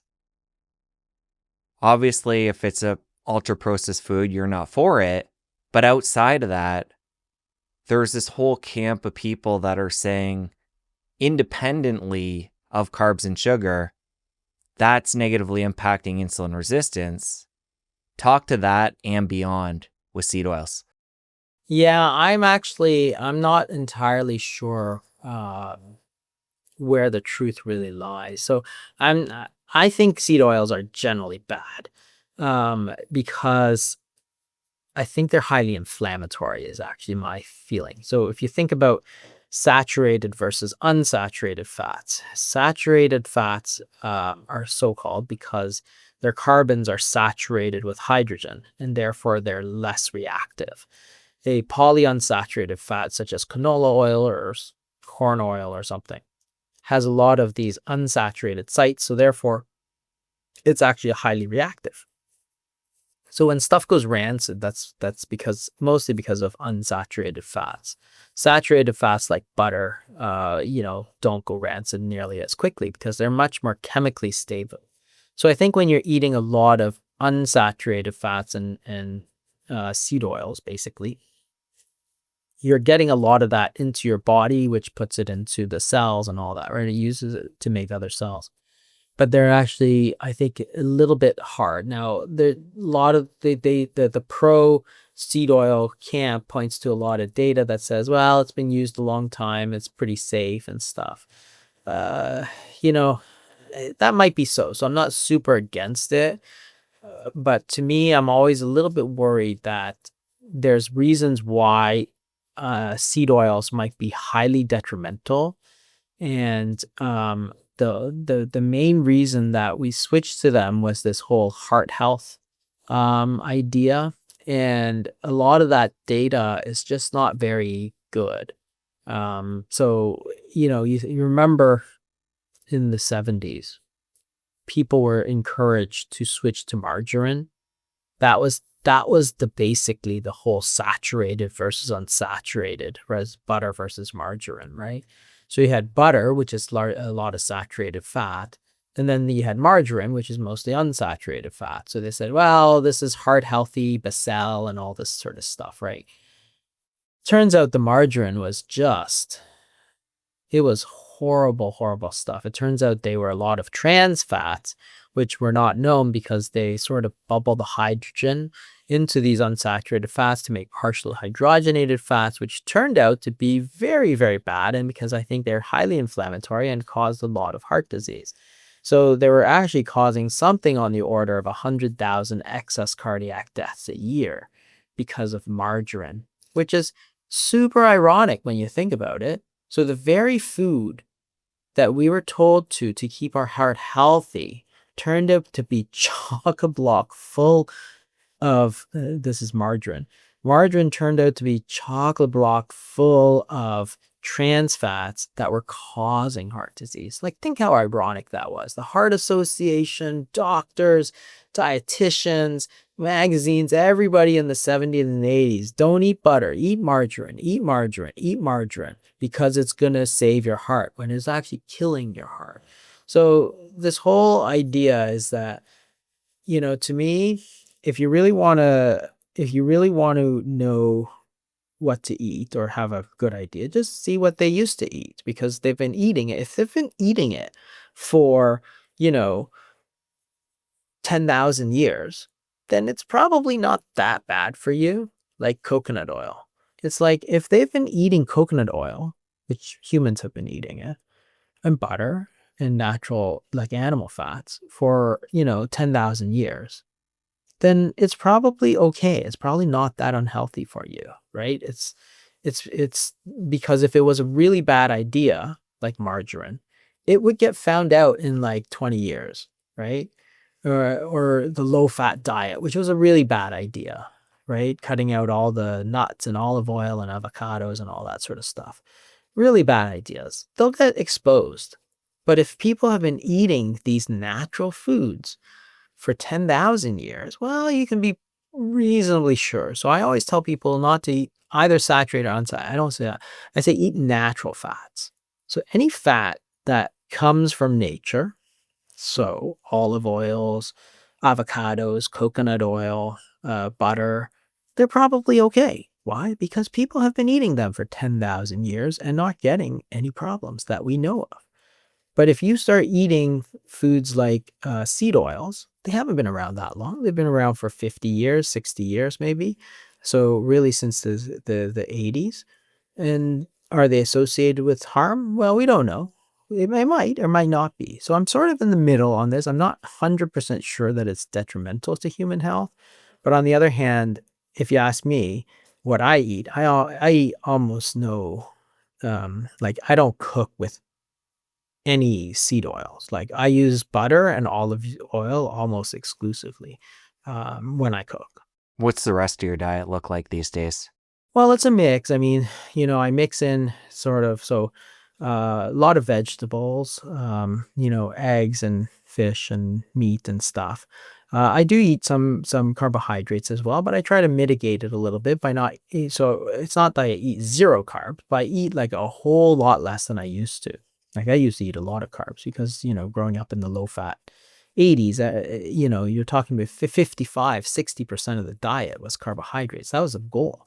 So I don't eat zero, but it's a lot less than I used to, and I try to mitigate it. And then I also add a lot of fasting, so that helps balance out. So there are times in the year, so Christmas and New Year's, where I'll just sort of just relax everything. I'll just say I'm just gonna, go and enjoy and stuff. But what happened after Christmas is I did a 5-day fast, right? And that got me back almost to where I was before all that. But I got to enjoy my Christmas and everything. And, I'm doing a fast now. I'm in the middle of a fast right now, 72 hours. And that's again, because I'm going away. And so I'll probably eat a lot more and a lot of stuff that I probably wouldn't be it's just not that good for you, right? So then I'm like, okay, in preparation, I'll do something about it, right? So I'll fast a little bit, try and get ahead of the game a little bit. So it's about finding what works for you and using those different levers, because it doesn't mean you have to be zero carbs. You can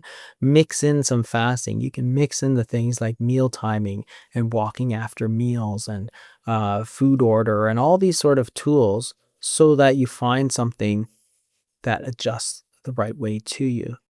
Talk more to that movement piece, using that as a tool to complement everything we've been talking about today and beyond. Yeah, so I mean, that's why I always say it's a complex topic, right? So when you cut it down and simplify it to just calories, then you've only got one lever. You've actually got multiple levers, including exercise. I mean, it's a relatively inefficient way to get to lose weight, but it can certainly work. And then, the interesting part to me, so you can adjust all of those things we talked about, right? Whether it's resistant starch or, moving your meals earlier or food time, the order of your meals, right? The carbs first or carbs last, all those different sort of levers. And even that doesn't capture the whole complexity of the story because that's only one third of the story because that's all talking about homeostatic hunger. But now you've got this whole other thing, hedonic hunger and conditioned hunger, or the sort of food noise. So this whole hedonic hunger, which can completely override the homeostatic signals. Because if you are eating because of emotional reasons, well, it doesn't matter if you're full or not, right? So you could be eating the best foods and you're completely satiated and full from a homeostatic mechanism, but you're actually like anxious or depressed or, addicted.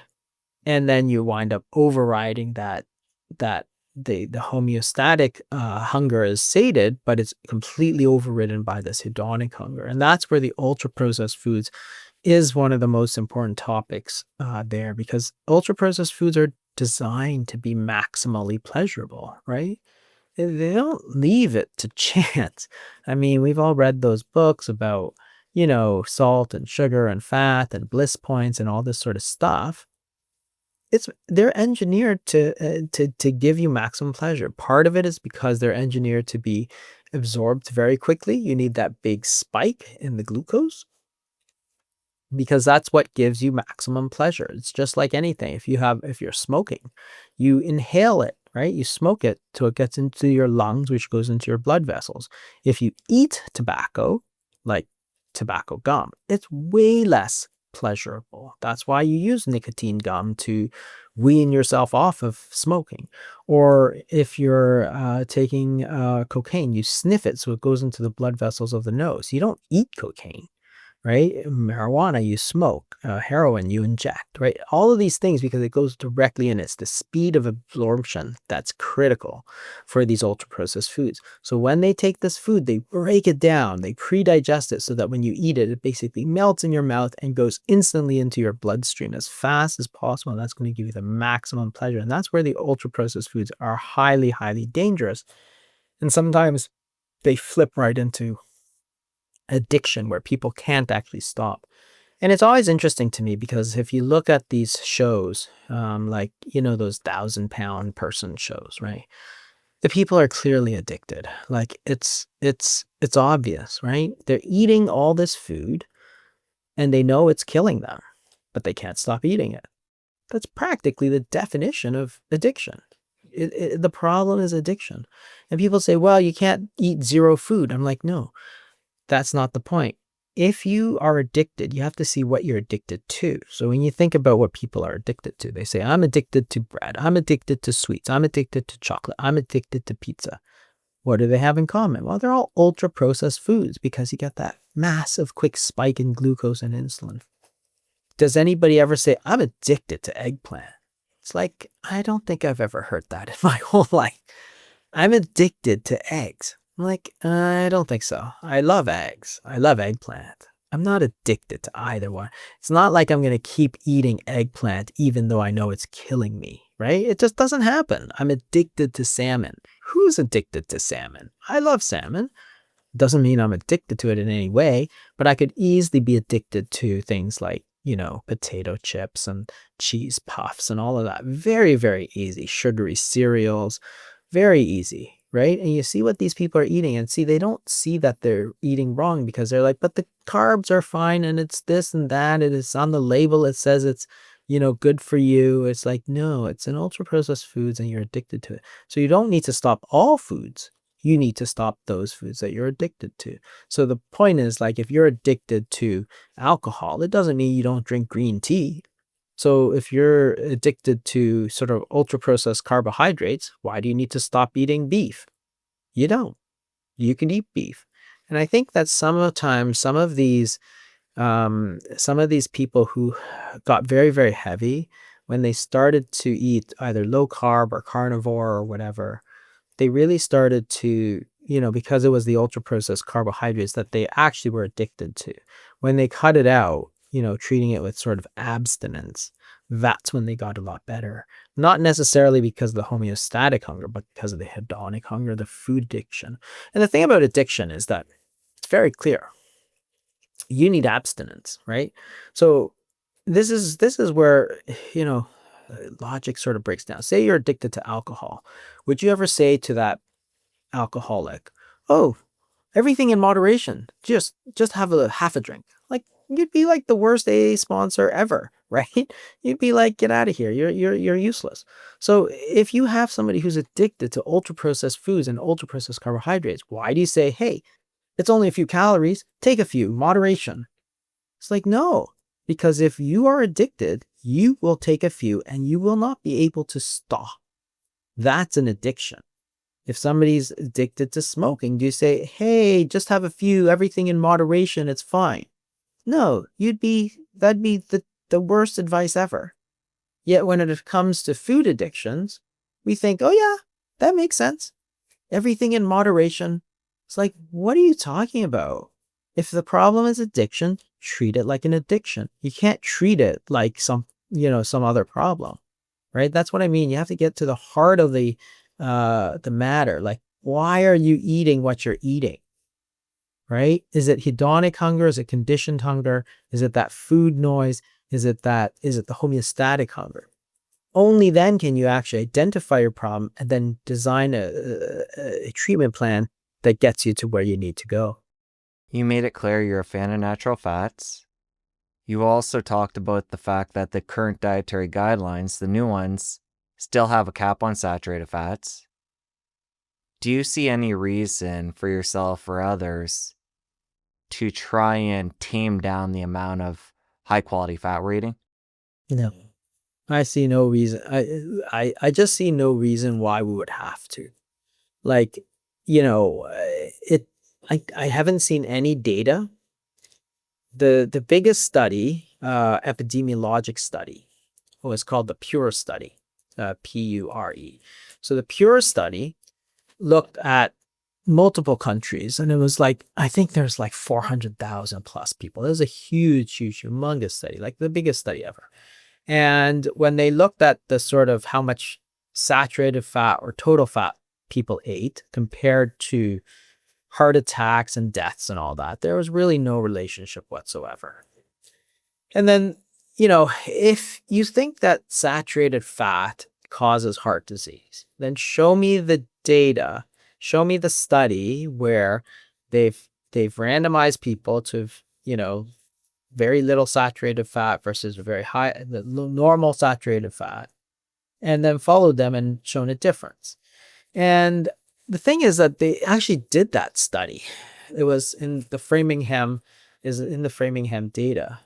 But because it didn't show any effect, this was done in the 70s or 80s. Because it didn't show any effect, they actually killed the study and never published it.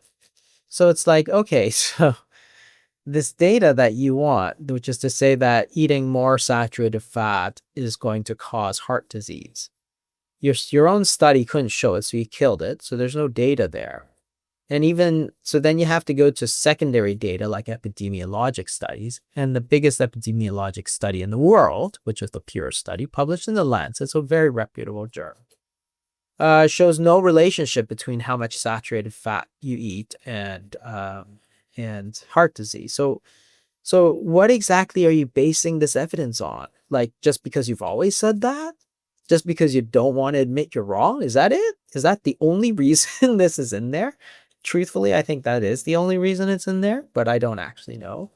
So that's where, you know, I, I don't worry about saturated fat in the least. Like in my own diet, because there's not that much data, you have to really just make your own decision because it could be right, it could be wrong. But I can only tell you what I do. I don't even look at saturated fat. Like, I don't even worry about it in the least. My only question is it a natural fat? So butter. If it's natural, butter and olive oil. But if it's coconut oil, sure, no problem, right? So I use coconut cream and stuff in certain foods like curries and stuff. But is it a natural fat that looks like it came from nature and has been used for hundreds of years and thousands of years? If it is, then I'll eat it. If it's sort of the newfangled fat, like corn oil or safflower oil or canola oil, then I won't because I'm not confident that it's not going to harm me. So that's more or less what I do. But yeah, I don't see anywhere that makes any data that makes me concerned in any way about eating more saturated fat. How do you feel about these people taking butter, putting it on top of their steak, adding heavy cream to coffee? So not just eating the fat within the food, but adding more fat to it. Yeah, I don't think it's necessary either, right? So that was popular in the sort of mid part of the keto sort of craze. Was these people that would add extra fat. So if you want to add fat because it tastes good, sure, I'm okay with that. That's no problem. But the thing is that it's not like taking more fat doesn't help you lose weight. It's not that satiating, truthfully. So adding a lot of extra fat because you think it's good for you makes no sense. Adding more fat because it tastes good and you want to, sure, but know why you're doing it, right? So I actually don't, and I argued against it. There's this whole thing about fat bombs for a while. You should eat less of fat bombs. And I wrote a piece. I said, no, I don't think you should be eating fat bombs. Like, eat your normal food, right? If it's high in fat, it's high in fat, then eat it, right? But don't add it just for the sake of adding it. That makes no sense. Because again, if you're eating fat, what happens is that fat gets absorbed into by chylomicrons, into the lymphatic system, and then into the fat cells. So it still gets stored in the fat cells. So eventually you're going to have to burn that off, right? So it's not like it's a free calorie or something. Yes, it creates satiety, so maybe you'll display something else. But it's not like it's free. It's still energy, so you still gotta deal with it in the end. It's, if it makes you satiated, and some people say this, right? They take the bulletproof coffee or whatever, right? The coffee and the butter. And then they said, it makes me so full, I just can't eat for the next, 10 hours. Well, then you may be better off doing that, right? But it's all variable, right? It's not like, oh, if you do this, everybody will benefit. Some people will do okay with it. Some people won't. You really have to see how you do. For the most part, I don't like that much fat, so I don't do it. Throughout our conversation, we've been addressing weight loss in a general perspective, but there's a lot of talk in our world these days of visceral fat. Tie that in and how you look at that, somebody that is obese, and the fact that it can impact people that are actually skinny as well and they don't know it. Yeah, so there's two types. There's the visceral and the subcutaneous fat. And visceral fat is the fat that's found in your organs, your fatty liver, and around your abdomen. And if you look at fatty liver specifically, if you look at what the problem actually is, it's most of the fat that's in the liver. Because remember, when you eat fat, it doesn't go to your liver, it goes into your fat cells, right? It doesn't ever pass through the liver. Where the fat comes from predominantly with fatty liver disease is through de novo lipogenesis, which means that you're eating carbohydrates, which in excess and in the presence of a lot of insulin gets turned into fat. You're turning glucose into fat. That's the term de novo, which means from new. Lipogenesis, the creation of fat. So the creation of new fat from carbohydrates. And that's what happens when you eat a high carbohydrate diet. So that sort of contributes to the fatty liver and the visceral fat much more than just general calories or whatever.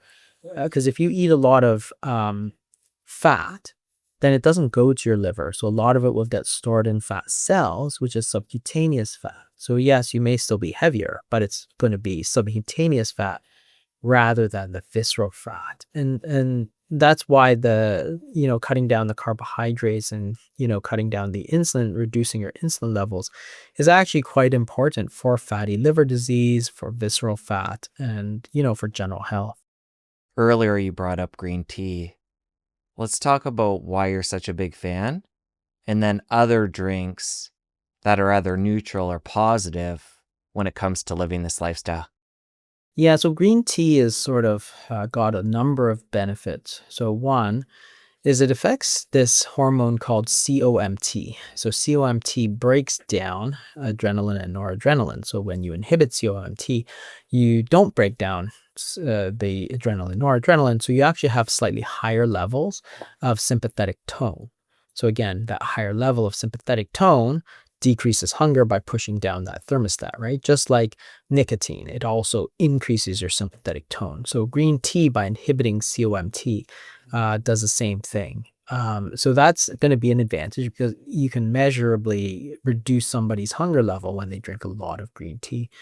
The other thing is that Asians may have higher COMT levels than Caucasians. So the effect on Asians may be higher than in Caucasian. So Japanese and Asians who do drink a lot of green tea, it may be because it's more specifically effective for them, just because, the genetic variation in COMT levels. It also contains a bit of caffeine. So again, caffeine's a stimulant, it's going to raise your metabolic rate. So this combination of sort of increasing your metabolic rate and then decreasing your hunger levels is good. And then it displaces, you wanting the sodas and sweetened drinks and so on. So it sort of takes away from that. So green tea, for a lot of reasons, is very ideally situated. Black tea also has theaflavins, which is another hormone, is another polyphenol that's considered to be very beneficial. So they all have their place. And coffee is also very good. So coffee, they talk about a lot, a lot of epidemiologic studies linking coffee drinking to less chronic diseases, for example. So all in all, there's coffees and teas are sort of really good. Now, try to avoid putting sugar in them. There's a lot of these bubble tea places, right? And you get these green teas that are actually just full of cream and sugar, and it's like, all right, well, that's not what I'm talking about, right? I'm talking about just regular green tea. And you can do them cold too. So there's certain things about teas that are interesting. So you can actually cold steep them. So just like you do a cold brew coffee, it's a lot smoother, right? The cold brew coffee, if you ever make it, it just feels smoother, right? And it's because of the way, you're extracting the nutrients isn't as quick. That's why you have to steep it for a long time. You can actually cold brew tea as well. And that extracts more of the catechins, which is the main one is called ECGC, and that's believed to be responsible for a lot of the benefits of the green tea. But anyway, you can also cold brew it and then leave it in the fridge as an ice drink. So in the summertime, I will do a lot of ice green teas. I actually buy ice green tea sometimes, although it's a lot cheaper to make your own, but it's very popular in Japan, for example. There's a lot of these drinks that are just ice green tea, totally unsweetened, right? No sugar in them, just the ice green tea. And then you can also add some herbs and stuff to them. So you can also do herbal teas, which are very nice when you ice them as well. So, if you think it's only for the hot, no, you can do all of them cold, and they're actually quite delicious. Same thing for the coffees, right? You can do them cold. So there's several variations, right? You can cold brew them, you can use them iced. And then the other thing that's often, quite quite good is to infuse them with things. So if you know how they infuse water in the spas, they put a few slices of lemon or lime or strawberry or cucumber in the water. You can do the same thing when you do it with the tea, and it actually gives it a really nice sort of fruity flavor, right? So if you simply cut a few strawberries and put it in, the strawberry flavor will just infuse into the water. In this case, it's with the tea leaves as well, but you get sort of this fruity green tea for really, really cheap, right? Because green tea is not particularly expensive. And by doing that, of course, you're giving yourself less temptation. Making a big thing of ice green tea means that you'll be less tempted to reach for a cold beer or a cold, soda, which has a lot of carbohydrates or sugar in it, right? It's just displacing it. It's making it easy for you to stay healthy. Any natural supplements in the realm of this conversation somebody could consider when it comes to blood glucose, bringing insulin down, metabolic health? And there's a few. For me, the one that pops out is berberine Yeah, berberine. that I hear people talk about periodically, but I'll have you riff on anything in that realm. So berberine has been used, and it's actually related to the drug metformin, so it can bring down the blood glucose. And if people want to use it, it's great. It does bring down the glucose. The other thing that is actually has some data, good data, is bitter foods. So bitter melon, bitter gourd. They have a lot of these supplements now. I've seen a few patients actually bring them in. So the bitter foods, for some reason, also impact blood glucose. So it actually brings it down. So eating bitter melon is traditional in Chinese cuisine, but not a lot of people otherwise eat these bitter foods. So you can get these supplements, bitter melon supplements and stuff. I just saw somebody today. That's why I was just thinking about it. But do talk about bitter foods in the hunger code as well, because it does sort of, provide that bit of satiety and so on. So you've talked about the fact that when somebody is going to embark on what we've been talking about today, there is an individual aspect on how they're going to approach that. But as we wrap up, in a really high level way, to kind of tie everything together we've been talking about, what would you recommend as somebody embarking on a weight loss journey? The first thing is to sort of really take a good look at eating behavior, because again, it's not about the foods necessarily. It's about the total eating behavior, which includes homeostatic hunger, which includes hedonic hunger, which includes conditioned hunger or food noise, right? Because if your problem, so you really have to be honest, like yeah, and so there's certain ways to do that, right? So I talked about mindfulness. So mindfulness is a really great tool where you really try to be mindful of what you're eating and why you're eating it, right? Like when you're eating a cookie, am I really eating this because I'm hungry? Or is it because I just want to because I'm feeling a little down, right? And it's okay. It doesn't mean you don't eat that cookie, because if you feel better, then that's but at least you know why. Because then if it's always the case that you're always eating those cookies, then you know why. And then you have to say, hey, what can I do to switch out? Like maybe instead of eating this cookie to feel better, I will book some time with my, friend, and go out with my friend or my sister or my brother or my parents, right? And I'm going to do that so that I get that same, emotional support that this cookie is giving me. So mindfulness is a huge, huge um important thing to think about. Mindset is another one that people really need to think about. So it's not about the foods, right? It's about, homeostatic is about the hormones. Hedonic is really about ultra processed foods and how they're sort of stimulating. The conditioned one is really about your friends. Mindfulness and mindsets actually determines a lot. Like how you look on a problem really determines how you'll respond. So for ultra processed foods, for example, you know there's if you simply say, I'm not gonna, if your mindset is that I like ultra processed foods, I like potato chips and Cheetos and things that come in crinkly packages, um that's if you simply don't eat them, but your mindset is that they're delicious, right? Then now you've got this deprivation mindset.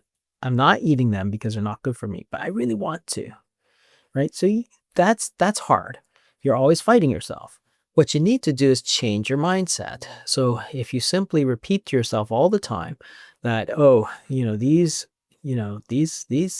cookies are gross. They're so ultra processed. It's full of chemical.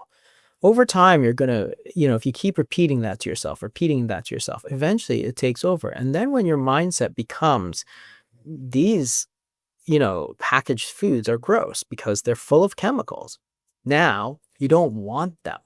It's not that you're not eating them but still want them. You don't actually want them. So that now drives your behavior right? And that's the importance of mindset. And that's why the dietary guidelines, truthfully, are so important, because they help us get that repeated message, right? Because you can repeat anything. In the 80s, they said eating low fat, eat low fat, eat low fat, fat is bad, fat is bad, fat is bad. And it wasn't ever true, but you repeat it enough and people believe it. So people look at fat and go, oh, I can't eat that, it's fat, right? But there was no problem with fat. Then they had to come up with this term healthy fats, right? It's like, okay, that makes no sense, right? Because, what are healthy fats? But the whole point is that you can change your mindset. It does take work, but it's really the key, because that is the root of your behavior. Like sugar. If you look at sugar as a poison, you're not going to want so much sugar, right? Even though it's naturally rewarding. So if you take rats and give them sugar, they'll eat it, right? It's a natural thing. But you can get around it because your mind is stronger than those sort of instincts. And if you change your mindset that, hey, sugar is poison, what's going to happen is you're going to eat a lot less sugar, but you're not going to miss it, right? So that's why changing your mindset is so important. If you think about how we tell people to just eat fewer calories, that just gives them a deprivation mindset. I'm eating fewer calories, but I want to eat more. Okay, you're fighting with yourself every single day. How's that going to turn out? Badly. It's definitely going to turn out badly, right? It's like, you're constantly fighting with yourself. If you instead change your mindset that you say, okay, I want to, fast 16 hours of the day because it's good for me. This is a healing time. It's a cleansing time. I'm purifying myself from all this excess. Now you see this fast as the period that you can get better. And it's like, oh, okay. Now you don't want to eat because that's cutting into your fasting time, which is your cleansing time, which is your good time, which is your detox, whatever you call it, right? Which I actually think is fascinating because, in the past, that's what fasting was couched in, right? So up to about 30 years ago, fasting was, detox, cleansing, spirituality, good for you. Like those were the connotations of fasting. And then it got turned into this sort of, oh, you should never fast. You should eat all the time, even to lose weight. It's like, but it was the only thing that changed was not the fasting. It was the mindset around fasting, right? And if you change your mindset, then you can do it. And your friends are important. Your community is important. If everybody around you is doing it, you can do it. Right? If everybody around you is hiking in the mountains because you live in Colorado, hey, you're going to be hiking. Everybody's just playing video games. You're playing video games. That's just the way life is, right? That's being human. All right, Jason, great place to wrap up. Really enjoyed the conversation. Thank you. Thank you. We're going to link up the new book, The Hunger Code. It's a great read. We're going to link up your social media, your website. Thanks again. Okay, thanks, Bessie. Great talk. Thank you for watching. Stick around here for this other great interview. You don't want to miss it. I'll see you over there. I was a fat kid growing up. I had obesity as a kid. I failed for over half a decade on all these various diet strategies, and I eventually found success with reliably and sustainably changing my diet. All these things that